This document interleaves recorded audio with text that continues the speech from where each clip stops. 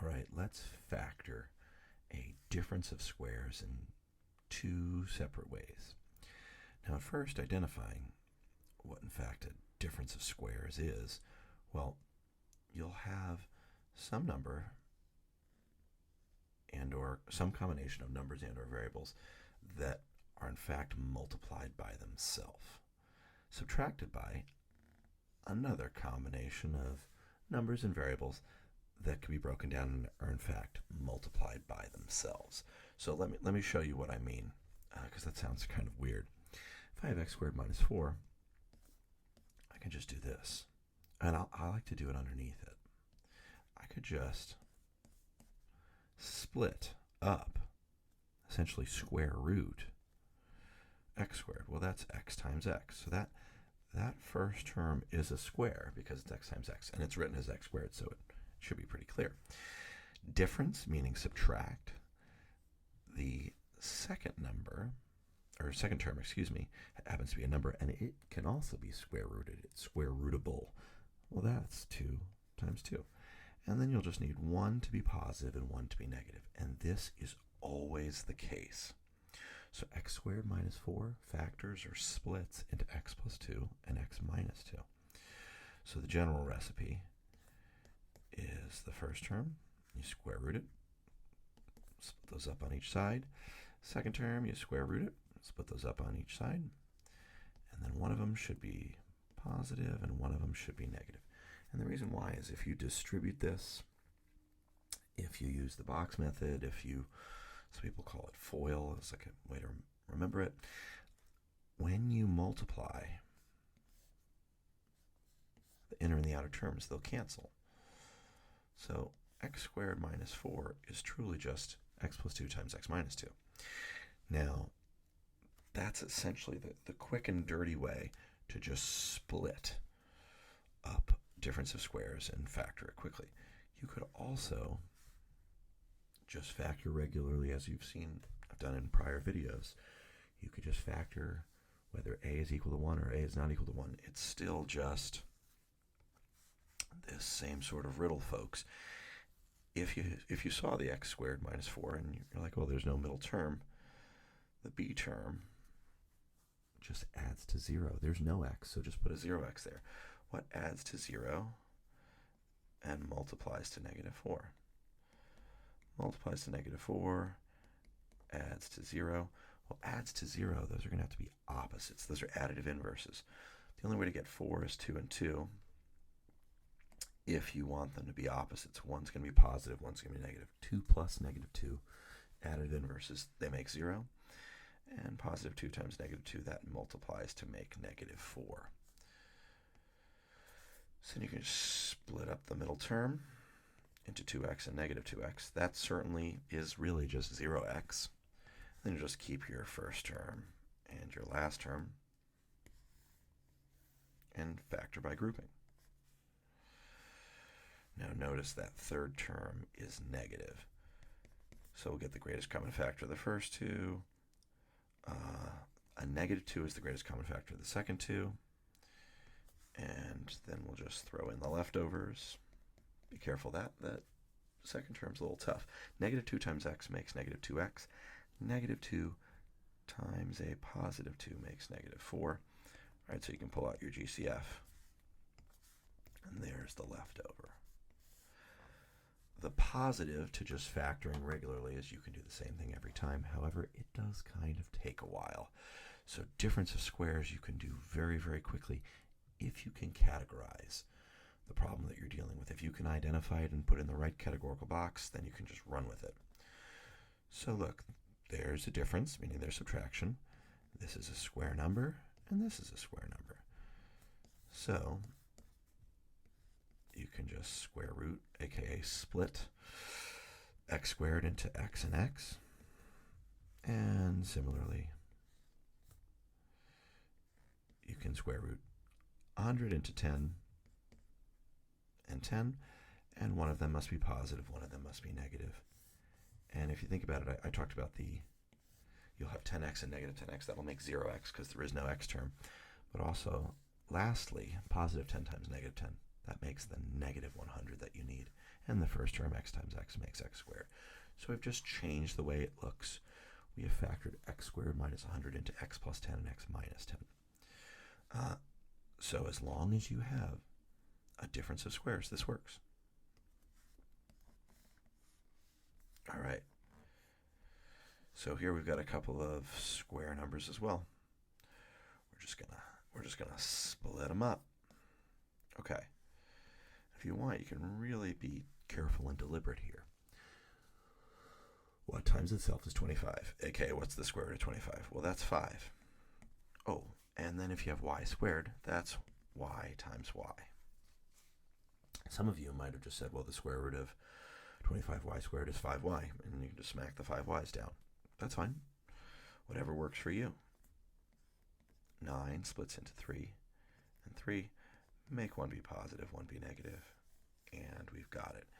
And as a reminder, you can always multiply, distribute everything out, and then get back to the original problem so that you know that you have represented it differently but not changed its value. You have factored it correctly. So 25y squared minus 9. If you see two terms like this, your spider sense should go off, and then you're like, oh, there's a minus sign. Ooh, are these square numbers? Can I split them up? All right, let's see here. That's a square, and that's a square. So let's do it. X squared is x and x. 36 is 6 times 6. I'll even just throw the plus and the minus in here. 9y squared. Well, that'll be 3 and 3. And then y times y makes y squared. Now, my spider sense went off, and I'll be making a video soon enough on just like mixed factoring. But I should have asked myself,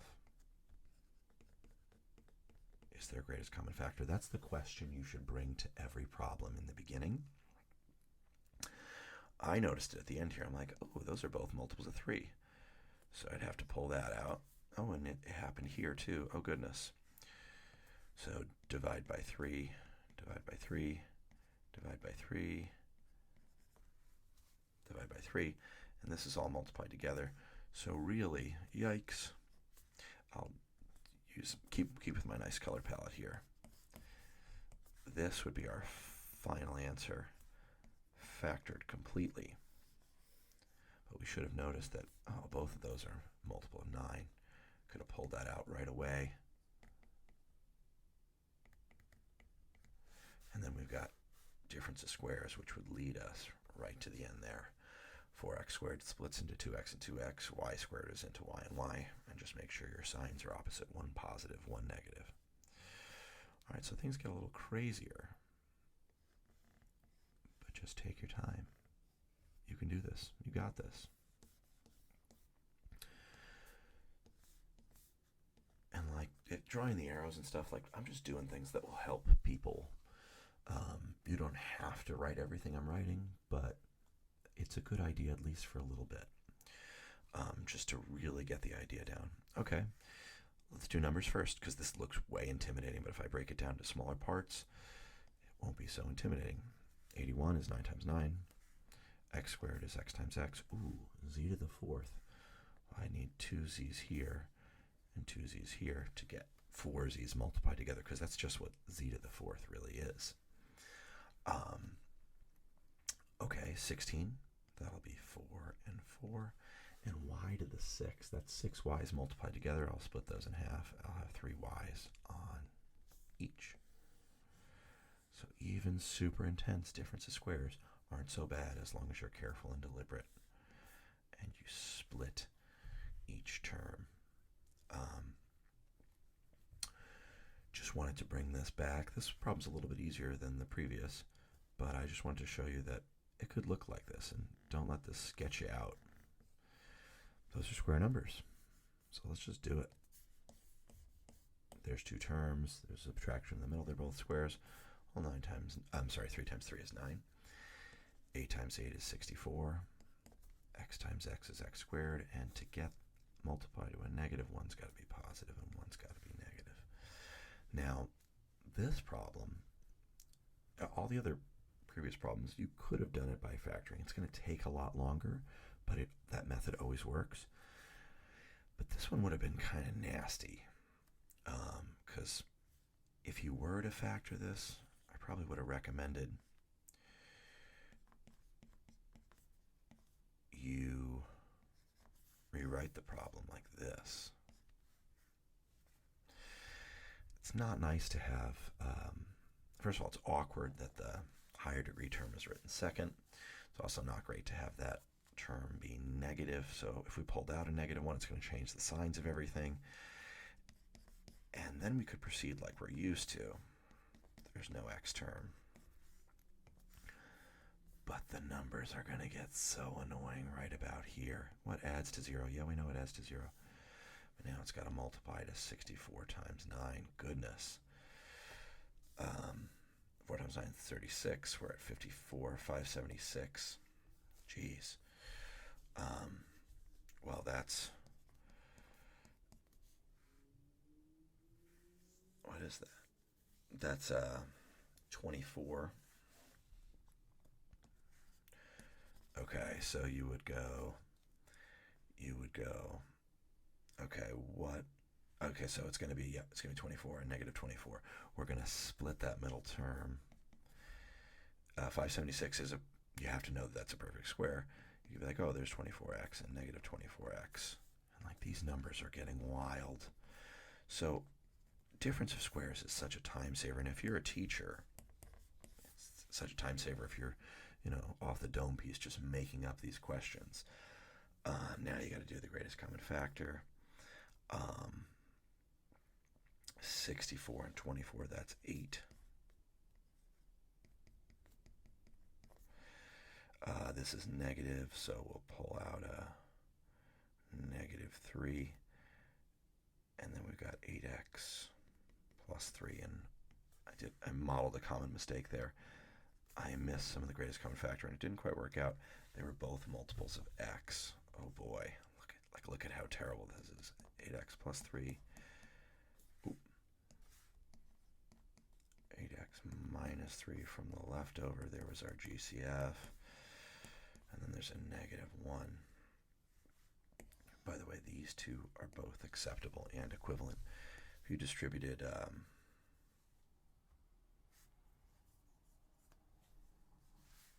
If you distribute it all out on this one right here, what do you have? You'll have 64x squared plus 24x minus 24x minus 9. Throw a negative in there. That'll give us the positive 9 and the minus 64x squared.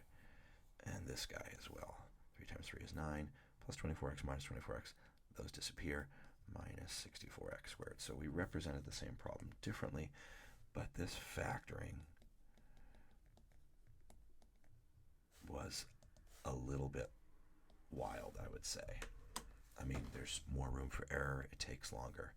So just, if you recognize that you just have two terms and there's subtraction, ask yourself further, is there a difference of squares in the mix? Thank you. Have a beautiful day.